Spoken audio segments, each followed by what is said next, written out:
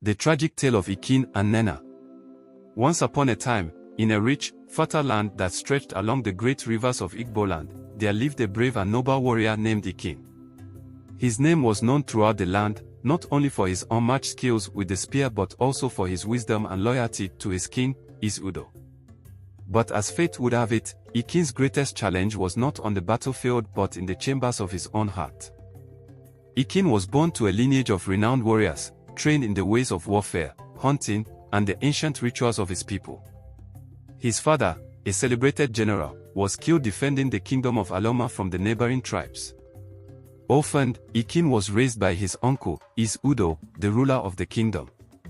He grew up in the palace, respected by the people and loved by his uncle.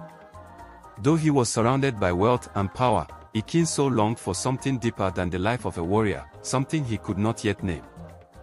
One day, Aloma was visited by traders from the distant kingdom of Uli, a land known for its powerful magic, wise diviners, and breathtaking beauty. Among the visitors was Nnenna, the daughter of the Uli king, sent as part of a peace agreement to marry Udo and seal the bond between the two lands. Nnenna was unlike anyone Ekene had ever seen. Her ebony skin glistened in the sun, her eyes held the secrets of the earth, and her laughter sounded like a song carried on the wind. While escorting the princess through the forest of Aloma, Ekene found himself enchanted by her presence. He did not speak of his feelings, for he knew her destiny was to marry the king, his uncle. As tradition dictated, before the marriage ceremony, Nnenna's family sent a powerful love elixir, blessed by the ancestral spirits of Uli, to ensure that the union between Nnenna and Udo would be strong. However, fate played its cruel hand.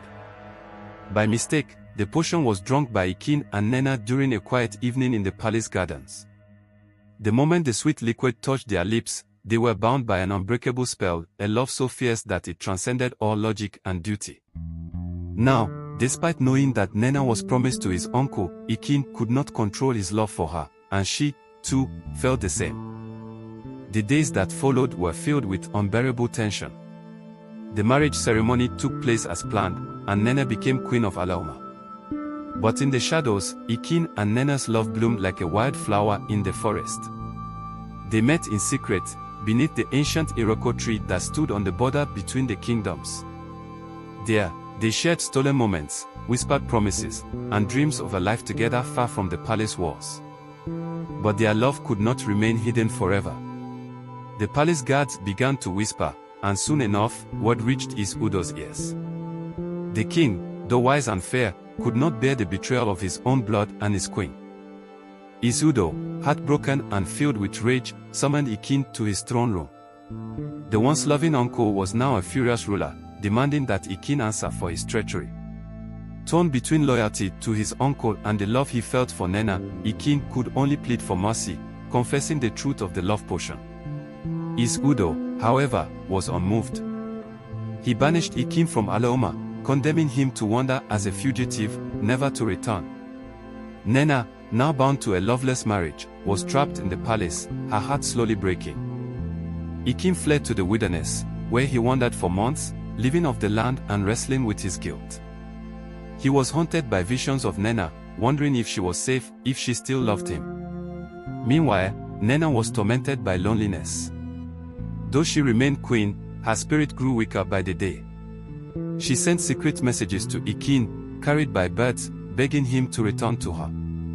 But Ekene could not, for he knew that returning to Aloma would mean his death. In time, Aloma faced a new threat, a rebellion from a neighboring kingdom seeking to overthrow Udo. The king's forces were outnumbered, and defeat seemed inevitable.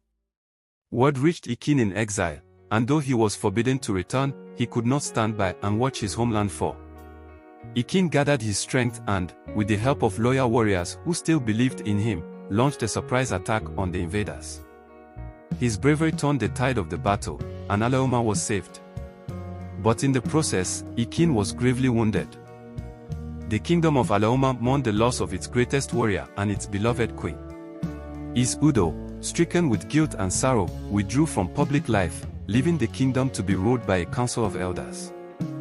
The story of Ekene and Nnenna became a cautionary tale, a reminder of the destructive power of love when it defies the will of the ancestors and the laws of the land. Their spirits, it is said, still roam the forest of Alaoma, forever searching for each other beneath the ancient Iroquois tree.